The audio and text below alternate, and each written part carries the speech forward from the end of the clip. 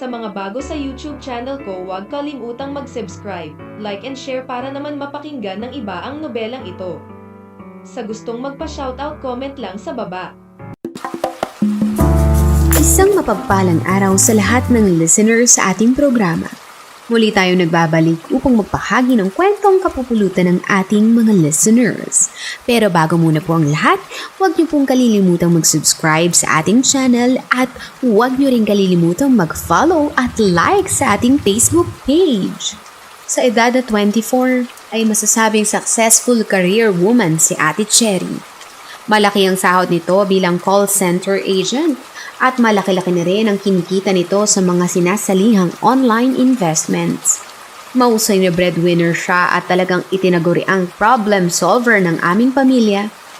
Ang kagustuhan ni ate na solusyonan ng lahat ng problema dito sa bahay, ang nagtulak sa kanya para lutasin na rin ang isa sa malaking problemang matagal-tagal na rin gumugulo sa buhay namin.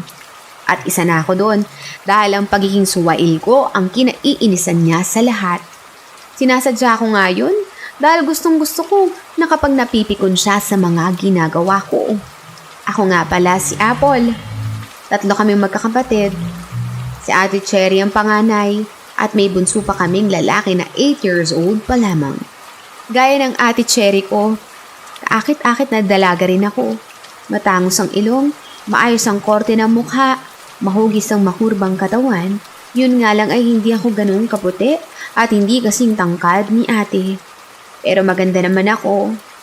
Kung pagkukumparahin, kami ng ate ko ay mas maganda naman ako sa kanya. Madalas ay wala sa bahay si ate dahil sa trabaho niya. Madalas ay nasa bahay ako at ako ang katulong nila nanay sa gawaing bahay. Binibilisan kong tapusin ang lahat ng bagay para makaalis na. Para makipagkita sa mga kabarkada ko.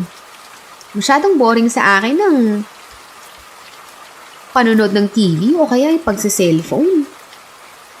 Kaya ang ginagawa ko ay lumalabas kami ng mga barkada ko para maiwasan ang boredom strikes. Para sa akin, mas masayang gumimik kaysa maghapong nakaharap sa phone. Sa tingin ko, yun ang dahilan kaya't ang tingin niya sa akin isa akong problema sa bahay. Ang tangi ko lang may pagmamalaki hindi ko pinababayaan ang pag-aaral ko. Madalas akong gumimik at makipagbarkada sa mga tomboy kong kaibigan. At sa edad ko ngang 18 ay nakatatlong karelasyon na ako na tomboy. Isang bagay na alam kong hindi talaga nagugustuhan ni Ate Cherry. 9:00 ng gabi, dumating si Ate Cherry mula sa halos 2 oras na biyahe galing sa Kabanatuan sa pinagtatrabahuhan niya hanggang dito sa Gimba. Si Clyde ay nandito sa bahay at hinihintay siya. Si Clyde ang long-time boyfriend ni Ate Cherry. Hindi ko nga siya tinatawag na kuya dahil hindi ko naman siya kapatid. Kaya siguro ganun na din ang inis sa akin ni Ate Cherry dahil ayaw kong tawagin na kuya ang boyfriend niya. Nang makita niyang nakaupo ang boyfriend niya sa salas namin, ay nilapitan niya ito at niyakap ng mahigpit. Ang baduy, sabi ko sa mahinang boses na ako lamang ang nakakarinig. Nasa malapit na sofa lamang si nanay. Nakatulog ito sa panonood ng TV. Maya-maya, nakita kong hinawakan ni Ate Cherry ang kamay ni Clyde. Inanyayahan niya nga itong pumasok na sa kwarto niya. Nakaupo ako sa sofa nang may marinig ako sa kwarto ni ate. Tumayo ako para tignan kung ano yun. Bahagyang nakabukas ang pintuan, kaya't kitang-kita ko ang kaganapan sa loob. Parang ako na estatwa nang makita ko ang mainit na nagtutukaan si Clyde at Ate Cherry habang papunta sa kanyang kama. Halos hindi na nga ako makaalis sa pwesto ko dahil sa kaibang pakiramdam dahil sa ginagawa nila. Halos 2 minuto na nga akong nakatayo doon. Hawak-hawak ko ang doorknob at pinipigilan ko ang pagkakabukas nito na pwede pang lumuwang. Kung maitutulak pa nga ito ng bahagya, sa loob ng 2 minuto, kitang-kita ko kung gaano niroromansa ni Clyde ang maputi at sexing katawan ni ate. Kitang-kita ko talaga kung paano mahusay na sinasaliksik ni Clyde ang katawan ng maalindog kong kapatid. Maliban sa ilang videos na napanood ko kasama ang ilang sa mga syota akong naging tomboy, hindi pa talaga ako nakakita ng ganito. Ang live show na ito ay first time talaga para sa akin. Ito siyang naging dahilan kung bakit matinding init ang hatid nito sa aking katawan. Habang ginagawa nila yun ay hindi ko mapigilang sumabay sa kanila. Habang nasa tapat ako ng pinto at nakatingin sa kanila. Ewan ko ba? Pero nang nakita ko ang katawan ni Clyde, hindi ko napigilang humanga sa kanila. Dahil sa sobrang kakisigan nito. Napahinga nga ako ng malalim at napatingin. Nang makita kong abala ito sa pagbubukas ng zipper, napalunok ako ng laway nang makitang malaki at mahaba ito. Para sa akin ay kakaiba ang nararamdaman kong ito dahil ngayon lang ako na-attract sa isang lalaki. Napakagatlabi nga ako nang maramdaman kong iba na to. Sa loob nga ng 3 taon na pagdadalaga ko, panay bibig lang ng mga tomboy nakakatikim dito. Abang pinagmamasdan ko nga silang dalawa hindi ko maiwasang itanong muli sa sarili ko ang isang tanong na matagal-tagal na rin naglalaro sa isip ko. Ano nga kaya ang pakiramdam ng mapasukan ng totoo? Dahil magkatabi lang ang kwarto namin ni ate ay madalas talaga akong makarinig ng ingay galing dito sa kwarto nila. Hindi ko nga akalain na ganito ang magiging pakiramdam ko kapag nakita ko na ng harapan ang mga ginagawa nila. Sa loob nga kasi ng ilang buwan, hindi maiwasang isipin ko kung ano talaga at paano talaga ang nangyayari sa loob ng kwarto ni ate. Ngayon, kitang-kita ko na ang eksenang madalas ring nagpapainit sa akin itong mga nakaraang buwan. Ngayon ay kitang-kita ng mga dalawang mata ko kung paano gumiling sa ibabaw ng kama ang ate ko. Sa mismong ibabaw nga ng boyfriend niya. Hindi ko alam kung bakit. Pero biglang naging malikot ang imahinasyon ko. Bigla kong nakita ang sarili ko na ako mismo ang gumigiling doon. Para tuloy gusto kong paalisin si ate. At ako na magserbisyo sa boyfriend niya. Lalo naman akong nag-init nang narinig ko pong magsalita si Clyde. Sige, ganyan nga Han. Tigil na wika ni Clyde. Nahalatang malapit nang makarating sa Cloud9. Napakapit nga siya ng mahigpit sa balakang ni ate at sa pagkakataon ngang yon, alam kong nakarating siya sa dapat niyang marating. Nang matapos nga iyon, mabilis akong tumakbo papunta sa kwarto ko. At simula nga nang mangyari ang gabing iyon, palagi ko nang iniisip ang boyfriend ng ate ko. Lagi kong napapanaginipan yung nangyari sa kwarto ni ate. Pero sa panaginip ko, hindi si ate ang kasama ni Clyde, kung hindi ako. Tuwing nakikita ko si Clyde, napapatulala ako. Nangangarap na sana gawin niya sa akin yung mga ginagawa niya kay ate. Noong una, gusto ko lang sana talagang matikman. Ngunit ang nagtagal, parang may kakaibang pumasok sa utak ko. At naisip ko na sana ako na lamang ang girlfriend ni Clyde.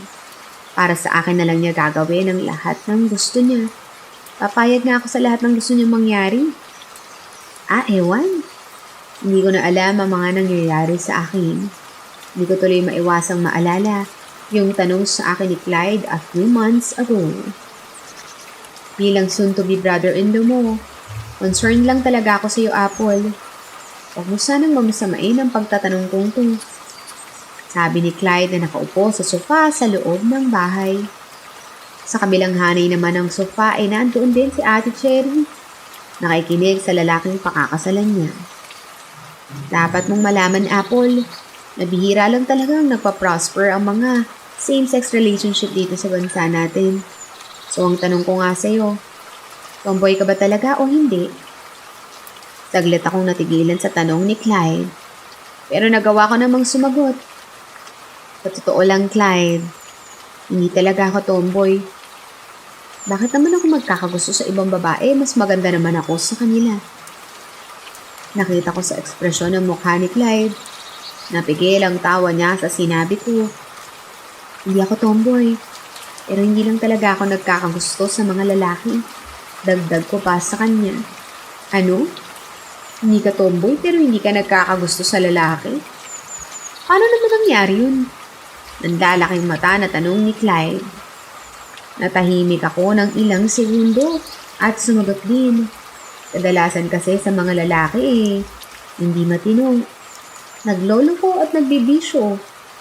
Sa mga tomboy na naging karelasyon ko, tapat sila sa akin. Pinagsisilbihan ako ng gusto. Bakit ako magkakagusto sa lalaki? Mga irresponsable namang kadalasan. Bago pa makasagot ulit si Clyde, ay nilayasan ko na siya. Totoo naman ang sinabi ko. Isang gabi, pakiramdam ko hinahablot ng kalangitan ng yero ng bubungan.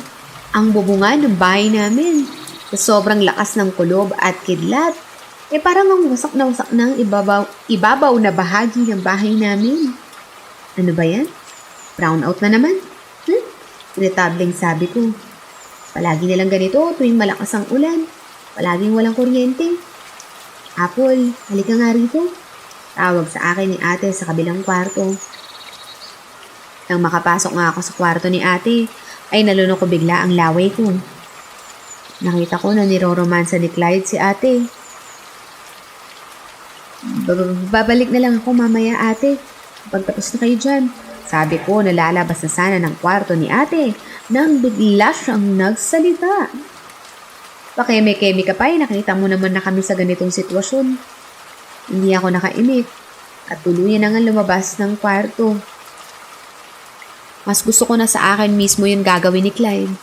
Mas masisihan pa ako. Pili akong naisip. Mabilis akong pumasok ng kwarto ko at pinakinggan na lamang ang bawat ingay ni ate habang ini-imagine ang ginagawa sa kanya ni Clyde. Ang babae ay para lamang sa lalaki at ang lalaki ay para lamang sa babae. Ganito tayo dinisenyo ng Diyos, kaya tayo ay dapat din tumugon sa tawag ng laman sa ganoong paraan lamang. Narinig kong wika ng isang father sa TV.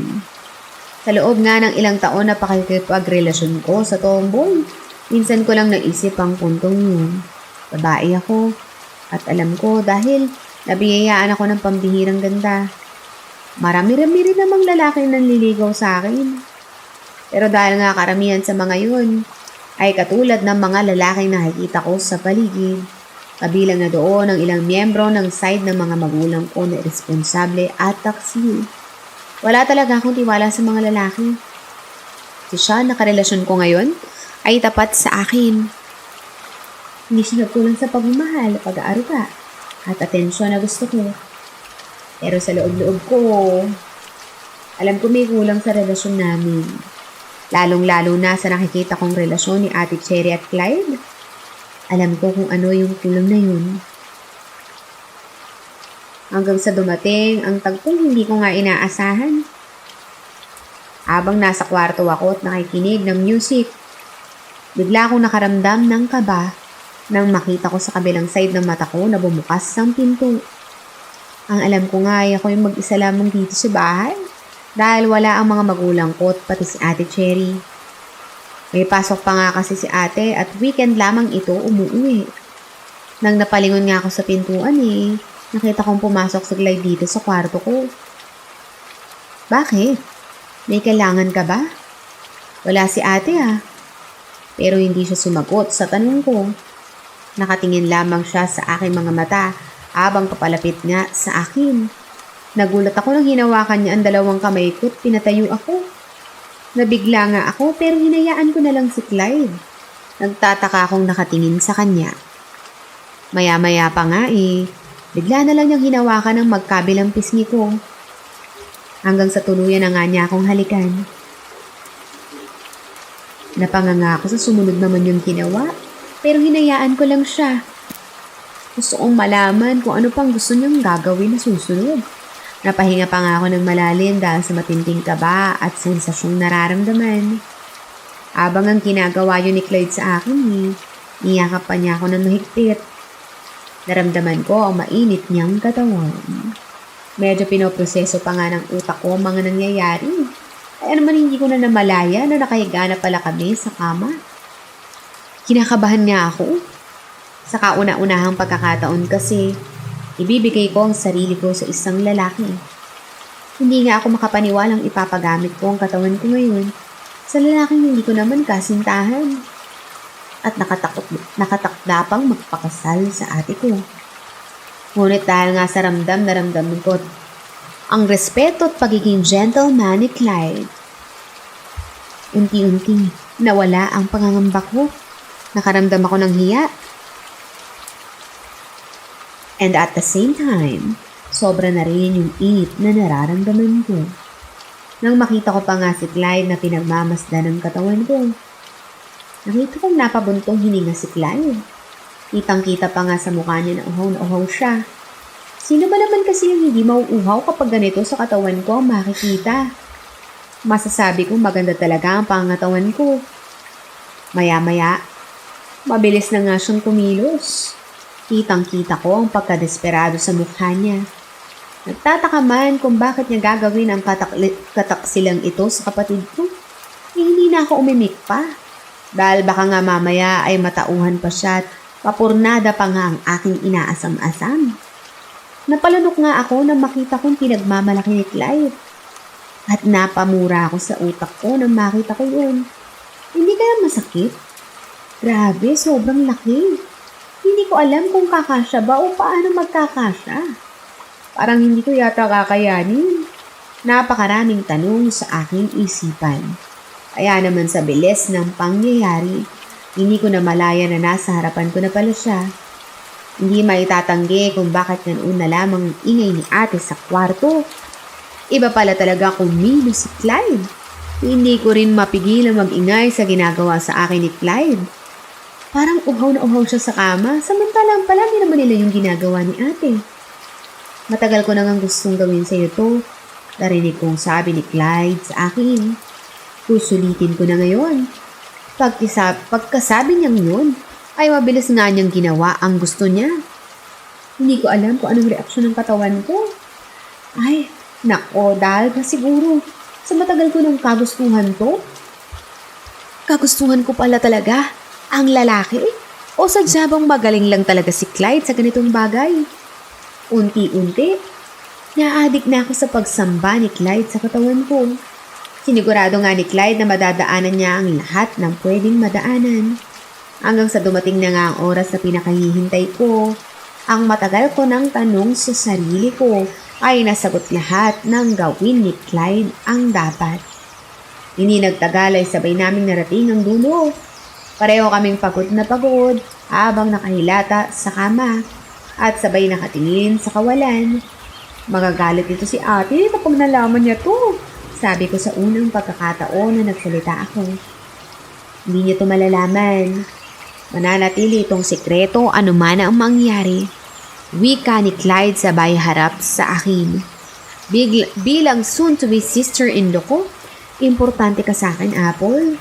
Mahal ko kasi ang ate mo. Napaisip ako sa sinabi ni Clyde. Paano niyang mahal si ate? Kung pinagtaksilan niya naman. Nakakailang man ang ginawa natin. Pero mahalaga ito para sa ikabubuti mo. May timpla na matinding pagkaseryoso sa mga mata ni Clyde habang sinasabi ang mga salitang iyon. Yun lamang ba ang dahilan ni Clyde? Hindi ba dahil masarap din akong tikman? Sabi ko na medyo nahihiya. Pero kampante naman ako dahil alam kong maganda naman ako, no? At kaakit-akit. Dahil kung hindi, bakit nandito siya ngayon sa kwarto ko? Napayuko si Clyde. Napangiti at saka sumagot. Siyempre, maganda ka, Apple. Nakakaakit ka talaga. Kaya nga nandito ako ngayon dahil hindi ko na kinaya. At isa pa, para ipatikim na rin sa iyo ang tunay na sarap na lalaki lamang ang makakapagbigay. Matapos nga niyang sabihin yun ay muli niya akong sinunggaban. At hindi nga nagtagal, nauwi na naman iyon sa isang mainit na labanan. Halos mabaliw na nga ako sa pinaparanas ni Clyde sa akin. Buo naman na ang loob ko na ibigay sa kanya ang gusto niya. Alam kong ikakasal si ate at si Clyde at mali ito. Pero minsan lang mangyari to. Kaya't pilit kong ibinaksi ang pangamba at nagpatangay na lamang sa agos ng pangyayari. Ano man nga ang kahinatnan nito, at least naranasan at natikman ko ang isang lalaki. At nun pa nga sa taong pinagpapantasyahan ko. Masarap lang siguro kumilos ang boyfriend ni ate. Kaya ganito ang nararamdaman ko. Hinanap-hanap ko nga siya. Lalo akong naging mapaghanap. At kapag nangyayari yon, si Clyde ang nagbibigay ng pangangailangan ko. Naging lihim ang ginagawa namin ito ni Clyde. Nandiyan siya tuwing hinahanap ko ang pagtalinga ng isang lalaki. Minsan nga kahit nandyan si ate, tumatakas siya para puntahan ako sa kwarto ko. O di kaya naman pag nakatalikod si ate ay sumisimple kami. Tumagal din ang ganoong ginagawa namin ni Clyde. Itinigil lang namin at nagdesisyon na rin akong ihinto dahil ikakasal na nga sila ni ate. Naunawaan naman iyon ni Clyde, kaya hindi na niya iyon pinilit. Hanggang ngayon, nanatili pa ring lihim ang nangyayari sa amin ni Clyde kahit may kanya-kanya na kaming buhay. May anak na sila ni Ate Cherry at may asawa na rin ako. Hanggang ngayon, ay puro nasa isip na lang namin ang mga nangyari yun. Alam kong isang malaking kasalanan ang lahat ng bagay na nagawa namin at nagawa ko sa aking Ate Cherry. Kaya naman kahit paano bumabawi ako sa kanya. Sa pamamagitan ng pagtulong sa kanya kung ano man ang hingin niyang pabor sa akin. Basta yung kaya ko lang. Ano't ano pa man. Nais ko nang manatiling sikreto ang nangyari sa amin ni Clyde. Hanggang sa muli at dito nagtatapos ang kwentong ibinahagi sa ating programa. Shout out sa lahat ng listeners ng ating programang Stories by Love na sina Eden Rosales, Bernadette Joanna, Kyra Lorraine Celebrado, Stitchy, JRF, at sa lahat ng mga police guards sa SM Pampanga. Maraming salamat sa lahat ng patuloy na nakikinig sa ating programang Stories by Love.